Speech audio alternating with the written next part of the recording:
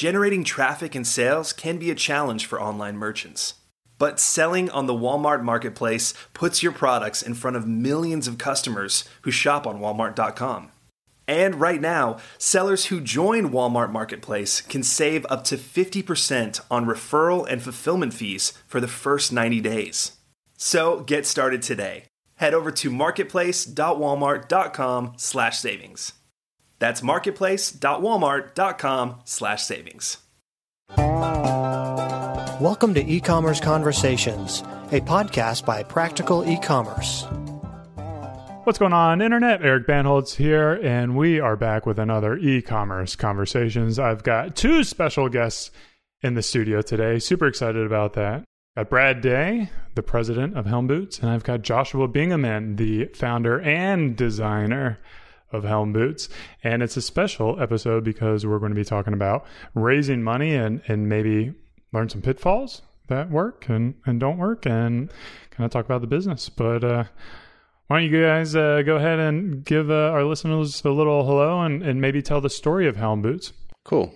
Hi, I'm Joshua. Thanks for having us, Eric. We're old pals. You forgot that part. Me and you. Yeah, we go back. We go back. We've had a few coffees. Yeah, it's good to be here. Thanks for having us. It's cool to be another Austin-based brand and company and just watch each other grow and I can say succeed, right? Yeah. And succeed, and then bring on some pros like Brad. That helps. Yeah. So thanks for having us. It's exciting to be here, and it's always good to get back to Austin. I'm a former Austin resident, but I've been relocated back up to Portland, Oregon. So get back quite often, but excited to be here and kind of share some of the things that we've learned through successes and failures over the last 3 years that I've been here with Joshua at Helm. Yeah. So you've been with Helm for 3 years, and Joshua, you launched this coming up on 10 years in October. Wow, 10 years ago. That was a while ago. So now, is Helm Boots completely online, or do you work through wholesalers? Tell us a little bit more about the structure of the business. We started where we were just online and had a little office here. It was kind of a passion project for me in the beginning. I had opened a cafe here in 2003 and ran it, and then got into coffee roasting. And I'd been in the shoe business prior to that. But once I started focusing on Helm full time a few years ago and finding Brad, realized it was something to focus on full time. So that's when we opened a little shop, a little flagship, and then really started focusing on the website the last year and a half. So yeah, we are more internet-based brand, but we have a few select wholesale accounts. We've pulled back on that quite a bit, and are still doing a little bit with our storefront, and excited for that retail aspect to grow, but aren't focusing on wholesale right now.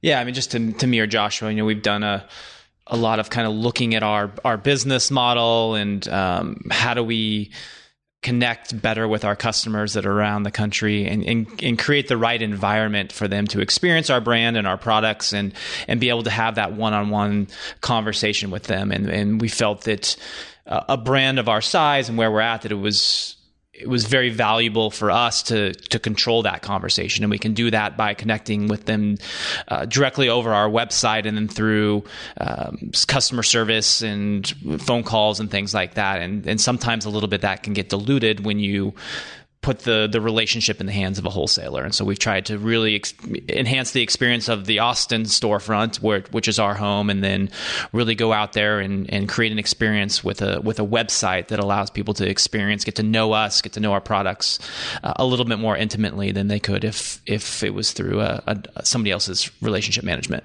Yeah, you're singing my music to my ears, because that's very similar to how we build Beard Brand, is developing that relationship directly with our customers. And for those listeners out there, a little heads up, I'm totally biased towards Helm. I'm wearing a pair of their Pete's, which I don't think they make anymore. So I'm super stoked to get these, because these are, in my opinion, some of the best looking Chukos I've ever seen. And it's just like a really high-end premium I don't know if it's handcrafted boot. And did you start off going straight for money, or did you bootstrap this? No pun intended. No, I bootstrap's a good word for it. I started it with a credit card out of a factory in Istanbul. Actually, I have some family there, and ran it out of Istanbul, Turkey for the first 3 years. and then brought it to the U.S., production to Maine and Arkansas, and then have gone back to some factories offshore as we've grown, just because with United States manufacturing, it's limited to an extent of what you can do and design and fabricate, but then also just bandwidth of how much product you can make, because there's not a whole bunch of factories left in the U.S. Yeah. I got to imagine like something like high end. I mean, these shoes go for what, $300-$400, and boots you have. I mean, how many SKUs do you have per design? That's 24. Mm-hmm. Yeah. Now with widths and colors, we go up to size 16, and the biggest challenge we have, and Joshua had in the early days, is just the cost of inventory. Yeah, I mean, that's got to be huge. You buy 100 boots in a couple of different models, and it gets very, very expensive, and really prohibits your ability to invest in other areas of your business, like people, like customer outreach, those types of things. And so, like all consumer products companies, you have to have inventory to sell, and this is a very, very expensive product to get into. Yeah. Clearly, like you, in those early days, you're running off your credit cards, you're pumping everything back in, you're probably eating a lot of ramen. And I think we joked about that last time we met, like the food that we were eating. You have like a different word for it. It's always ramen or beans. We said it was cans and beans is what we hear. It's like, even no matter what you were eating, you just say that's what it was, because whether it's figurative or literal, it's pretty much that. Yeah. At what point did you decide that, like, I can't make these cash flows work, I can't extend my credit anymore, like, we need to raise money? I think I started to realize that when not only the company was growing in terms of like, whoa, Nordstrom's ordering from us, or just having designs that I would make. And I think you can relate to this, where it's like, oh shit, man, that one, it's hit or miss. It's like, that one was a great style and people really bought it. But the one that I liked the most, my favorite color and design, didn't sell. And now it's sitting on a shelf. And now we have to figure out how to turn this inventory into cash. And how can we do that without depleting the brand and the name and the product reputation that we'd already built. So I started to realize that I couldn't fund it with just cash coming in from a coffee shop, which isn't a lot of cash, and that I had maxed out a few more credit cards, and I had remortgaged my house and sold a car. Like, I went from owning stuff to leasing stuff. Yeah. And that was just the reality of, do I keep having a small business that I believe in, but that is going to take some quite a bit of runway to get off the ground, or do I quit? Do I shut it all down? And that's never been an option for me. So prior to Brad coming on, I started looking into what it meant to raise funds. And like you said, I had never done that, because I'd started a shoe store in San Francisco without raising money. And then I had started a coffee shop without raising money, and it was minimal amounts of cash. How can I build lines of credit off of this? What credit cards can I use? So it first went into some friends and family, being very small amounts. And then, okay, how do I do this? And literally, not unlike starting businesses, just cold calling and reaching out to people to, okay, I put a deck together. What does that look like? How do I make it pretty? What kind of spreads do I present? I mean, like, even a business plan, that's... Are you giving those pitches to your friends and family, or is that the next stage? The friends and family, you just say, hey, mom, I need $10,000 for this business idea. Right? It was more like where I would have a PO, and I was like, okay, we've made enough sales to afford the next PO, but I can't pay the 2 or 3 staff I have. So do I have room to get cash off of a credit card, or can we do something sale-wise locally out of our office to get enough cash to then show that we're breaking even? Yeah. And then start to talk to people who have friends who have some cash, or people that I know that are exorbitantly wealthy, that believe in small businesses, but that would have to look at ours and it be emotionally and relationship based in the beginning. Right. Because I didn't have a big black bottom line to show anyone. Right. So yeah, in the beginning, it became more friends, like this guy that has a band that I knew loved the boots, and his band had just taken off, or this guy who has a friend who's in management at this larger retail company, things like that. And it was 10, 20, 30 grand here and there. Yeah, I think that was an interesting progression in terms of how funds were raised. And I came in post a lot of that, but that transition from friends, people that were emotionally invested either in Joshua or the company or in Austin and things like that, to and their expectations of what they want to see and what they expect to get out of it versus this transition into actually professional investment, right? And whether those are still professional investors or wealthier individuals locally that are invested still in those same things, but their expectations of what they want to see, how a business is run, the reporting that's required, and some sort of return or forecast on return on investment. Like, that's a big shift in an organization and demands on an organization when it goes from kind of friends and family, let's help this company survive, to let's raise funds because we have a business that we think is going to grow, and we can all help and share in the benefits of that, the profits of that, and things like that. Yeah. So let's go back to those early stages. Like, when you're raising money, do you have to do like a new operators agreement, like every single time you bring in money, or do you have like a timeline that's hey, give this money by this date and you'll be in this new pool for, I assume you turn over equity for that capital, or is it, debt financing or? Right. It really depends on each person, each loan, until you have enough structure like Brad was talking about, to where it's like, okay, are we an S Corp for this? Or are we an LLC? Are we a C Corp? We're changing things around for who's going to put what amount of money in.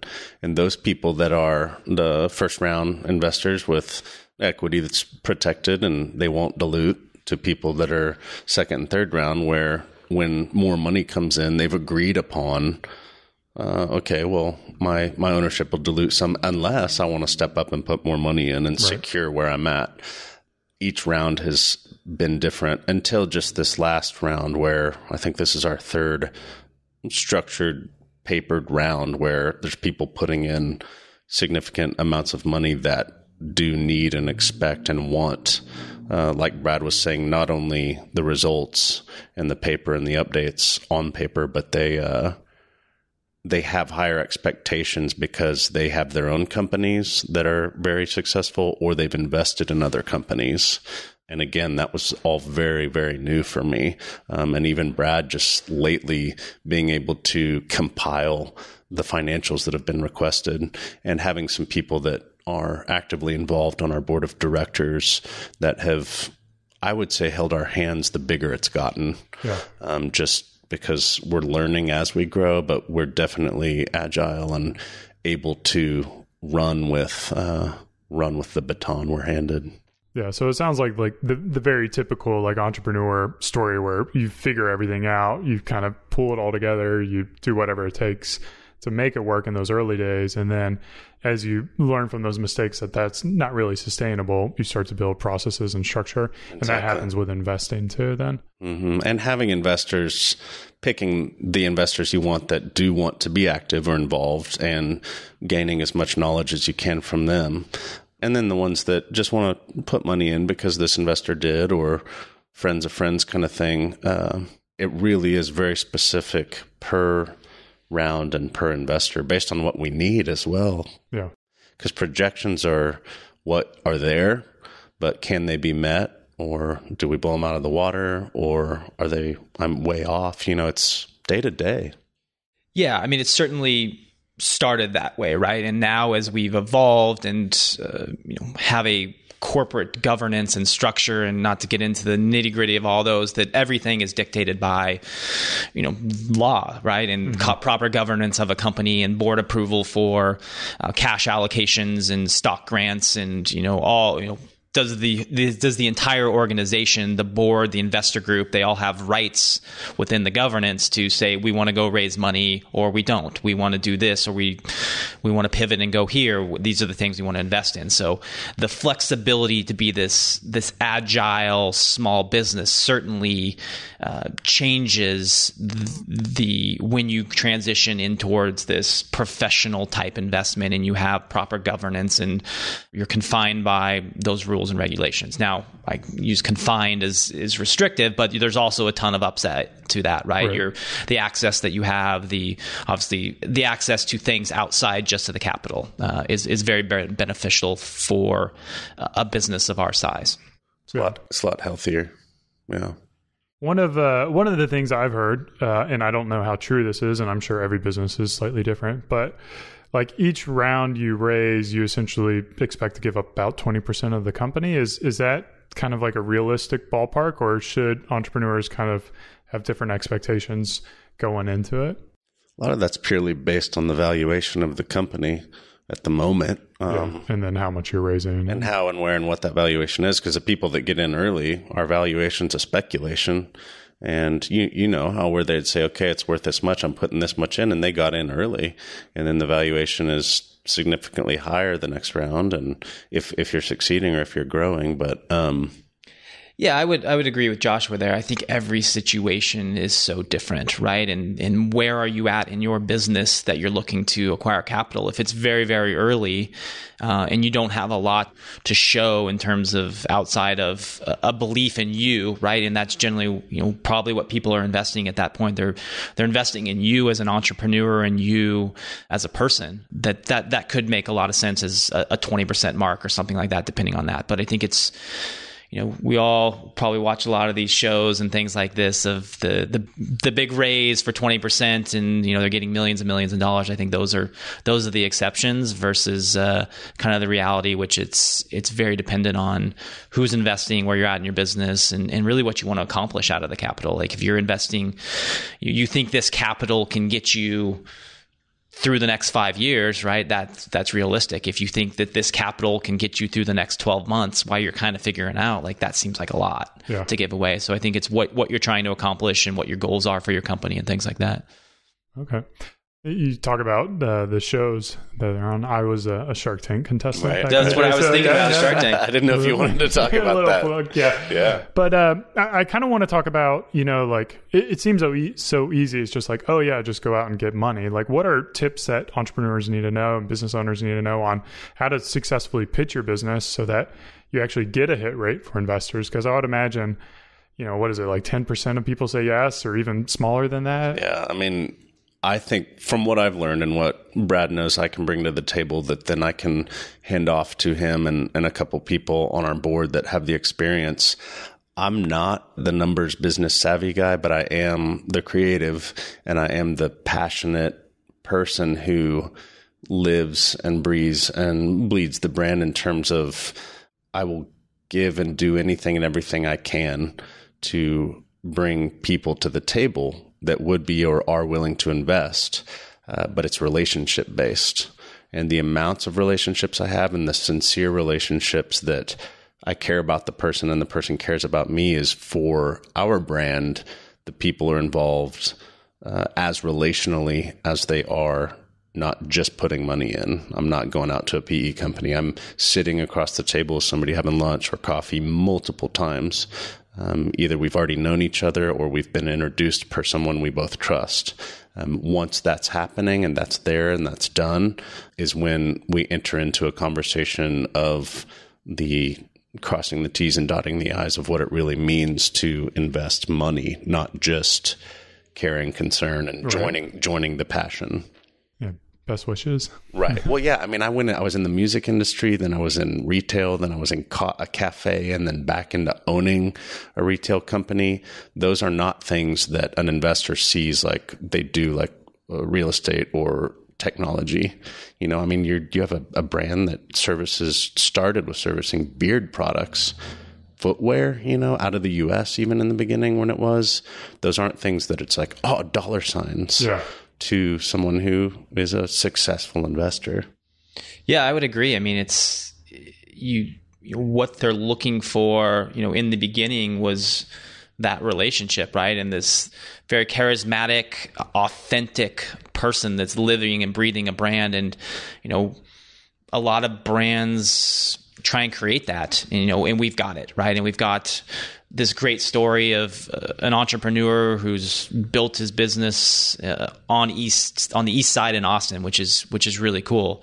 Now that is shifted, and people now that are looking at our business from a financial perspective care less about that, right? I mean, it matters, right? And it's part of why they're interested in our business, because we are a cool brand, but they want to see how we operate our business, how's our structure our business, the quality and the talent that we've added to our board, and the expertise that they can build, and they want to see results. Like, they want to see that you're proving that you can do what you say you're going to do, instead of just these, we can all build projections and PowerPoints that show that our business is going to grow 10x over the next 3 years. And it's, but people want to see real results, and it validates that authenticity of your pitch when you can show that you've got the track record of doing it. And so that's been a big shift, that at some point the facts matter more when you're talking about the investment. But in the beginning, it's very emotional. And then it shifts to a combination of having a real authentic story and brand that is offering a different perspective in the market than just another consumer product out there. Yeah. When I see you guys, I kind of want to shift the conversation a little bit to talk more about, Josh and Brad, because it's very funny. Like, before the show started, before we started recording, Josh was just like, oh yeah, we'll just get up here and chat. And then Brad is like, I'm very nervous. I don't know what we're talking about. I have no idea what this is going to be. Somebody just drove me and popped me in a chair here. So how did you guys connect? And I feel like it's almost like an indication of like how your business probably fundamentally shifted, and like how you ran from like bootstrapping and putting out fires to planning and structure and like going after the serious investors and the different kind of relationships. Yeah, I mean, I think it's every person involved in the company brings something different, right? And not only are they doing different personalities and different backgrounds and experience and all of those things, but you need different perspectives, and people's minds work differently. I mean, the way Joshua sees the world is very different than the way I see the world. And that's not like a good or a bad thing, and how we approach things. And that's what makes us a great team, is that he comes at it from a very pure creative perspective, and I come at it from a little bit different perspective. Not that we don't have those other things and we can't challenge each other on those things, but it was clear that the organization needed a little bit of structure, and that's how I became to get involved in the company. Were you a friend, or were you part of a round? Or we had an investor, one of the first people in Austin to get involved, and I had been working with her some and her husband was just helping out at the office, and he had come from a company doing some significant PR, and he and Brad had become buddies via Brad's wife working with the investor. And golf or lunch? We had lunch. I mean, it was like hey, Brad's worked for Adidas for umpteen years. You guys both like footwear. And as I was raising money from an outside source, they said, you're going to have to find somebody to run this company. Like, you have to find somebody with enough experience and the chops to implement structure and implement processes that aren't there. I mean, it was evident I had 10 people when we needed probably 5. And the 10 people I had, it was more leaning towards creativity than business. So we needed somebody who knew some numbers and who could put processes in that would stop us from bringing water onto the ship. Yeah. So the fact that Brad and I met, and it was pseudo coincidence, but then also like, hey, you want to come check this out kind of thing. We got along, but then Brad was attracted to, I think, the challenge, but also realized the opportunity with the brand, and that I could do and keep doing what I was doing, and he could come on and really plug the holes in the ship and captain the ship, while I would say, hey, here's the waters we want to charter, but like, we do need somebody to tell us how to get there. So his line of communication with the active investors and with the board, and with making my designs and creativity reality and possible, is paramount, and is what his role has been. But again, he came to the company via relationships. Relationships are my currency. Yeah. I mean, it's to that point. It's important that Joshua is focused on those, right? It's not good for the company if Joshua's sitting in front of a spreadsheet trying to balance a budget. Like, that's not the best use of his brain. Like, he's very good at designing product and looking at the market and making sure that the brand's really staying on direction and really utilizing the creative elements of his brain. Like, that's why he's brilliant at what he does. And he has this entrepreneurial spirit, which helps. And so we have to make sure that we're putting Joshua in the best position to be successful, but also happy and enjoy why he started a company. It's not to manage people and to look at budgets and balance those things. Like, that's why the rest of us are there. Right. How talk about like you said one of your roles is like managing investors. Like, as you raise money, like how much time and resource and energy does go into the investors versus going into the business and the team and executing on? A lot. Like, is that half your day? Is it like once a week? Is it? It varies, and I think we're now at the point where we're no longer actively looking for capital, that we have what we feel is a proven business model that's going to take this company to a spot where we don't necessarily need to have that type of capital. It's growth capital at that point. And so it's a lot of dealing less with the investors and more with the board, right? Okay. And so making sure that the board, who the investors have empowered to manage this organization and take care of their money. And so it's a lot of board management, but at the same time, a lot of active reporting, monthly reporting, keeping an eye on the cash flows and all those things, so that month by month, the investors are still very confident that we're doing the right thing with our business in their money, essentially. Yeah. What as a person who doesn't really have a board, what does that look like? Do you do like strategy sessions with them, or is it more of just reporting what's going on and they're kind of like, sounds cool or doesn't sound cool? I think it's in a lot of companies, your board is probably less hands-on than ours is. And we've built a board a little bit different. We have a very active board that's very, very engaged purposefully. And we've tried to add some expertise into our organization through the board of directors that we probably couldn't have access to just because we can't afford to pay them. The best example of when we really shifted to this direct-to-consumer business, we knew that we needed an expert to help us build this kind of customer acquisition funnel and making it a profitable thing, instead of not being able to afford $250,000 to pay an expert to do that, because it's just not a reality in a small business. We were able to go and leverage somebody who has that experience, bring them onto our board, give them equity in the organization, and utilize their expertise that way. And so, I think a lot of board meetings, you meet monthly and you talk about the strategies. Rarely do we have a board meeting where the entire board hasn't been involved in kind of the strategic direction and the big initiatives and things like that. So we've built our board that way, which I think has been a really positive thing for us, because we have really active people that are really invested and emotionally in what we're trying to accomplish. Yeah. How big is your board? How many members? 5 members, yeah. Including you two? Including Joshua. Okay. Now, you're still involved in the investor relationships, or has that pretty much been turned over to Brad? I'm still involved. The last few that have come to the table, the last 2 or 3, but especially the most recent, is peer relationship, and they're not a board member.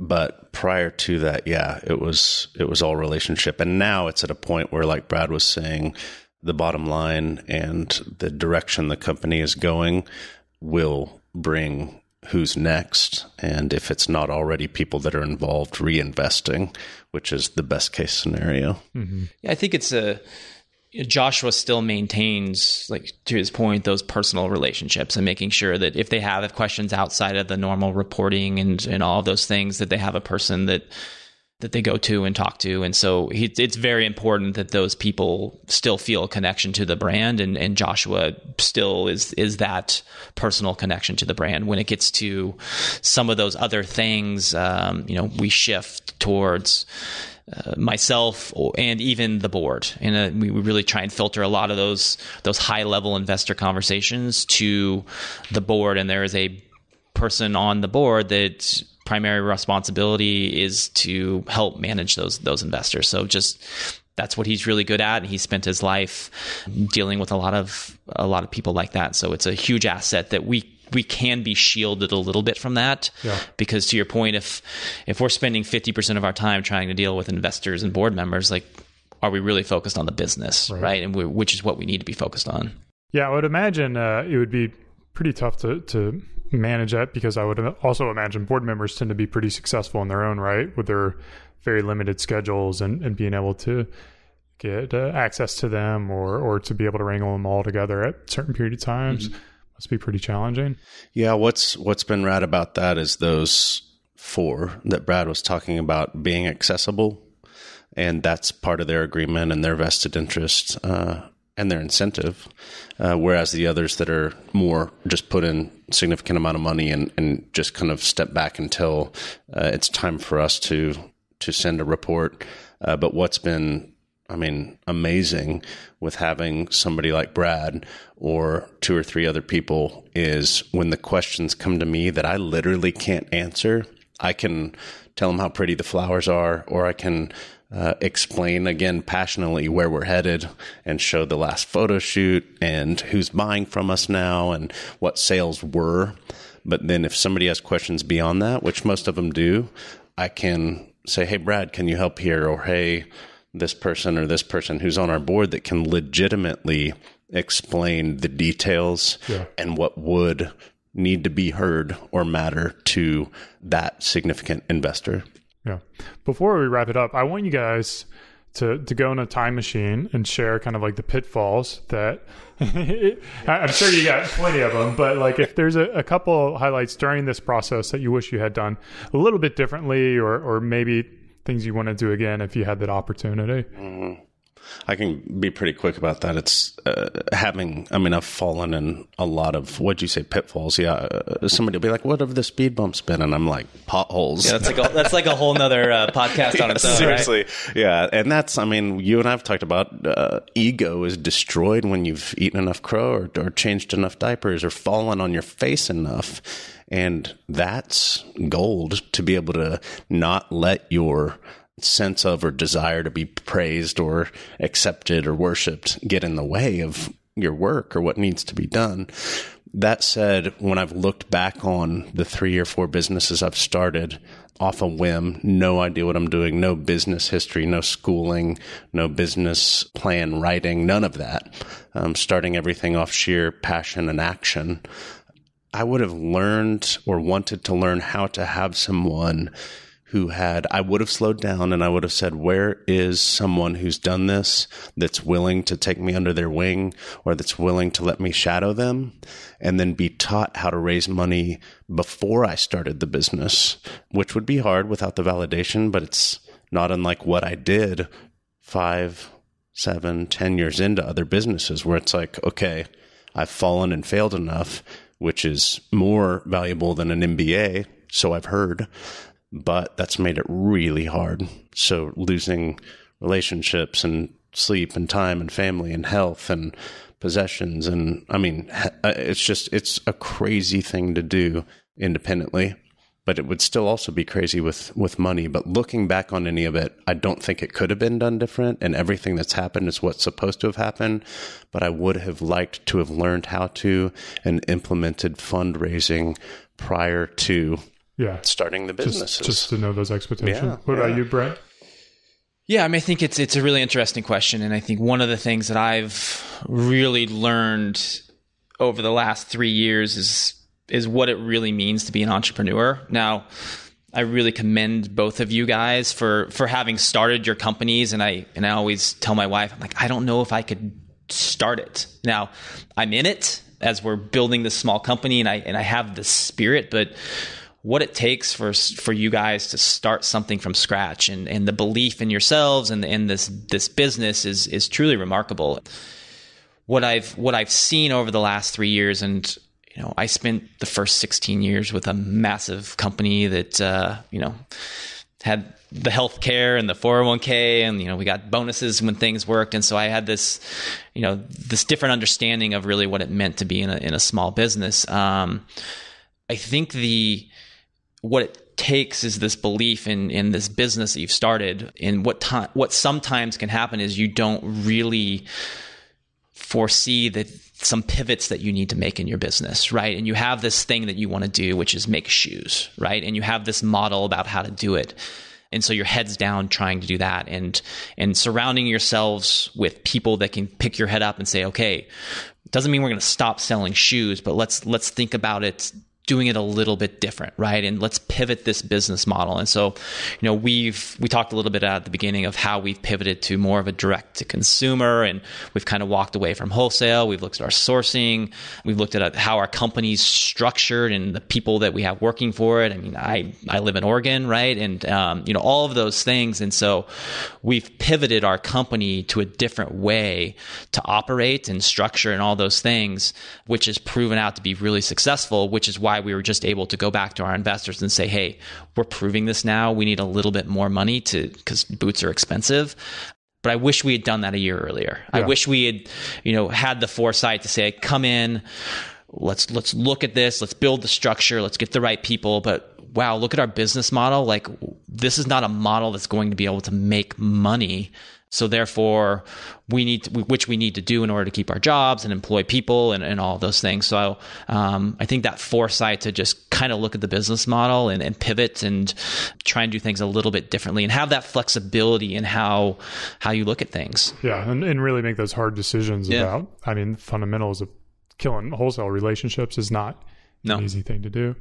No. Where can people find you, or where should people check you guys out? HelmBoots.com, HELM Boots.com is our website. We've currently got our retail store on East 11th in Austin, which we might be opening another one sooner than later. You and I can revisit that when it's time. Yeah, we do quite a lot of pop-ups around the country. Yeah. Right now, we're at a place called Bridge and Burn in Portland, Oregon. We're at a place called Modern Anthology in Brooklyn.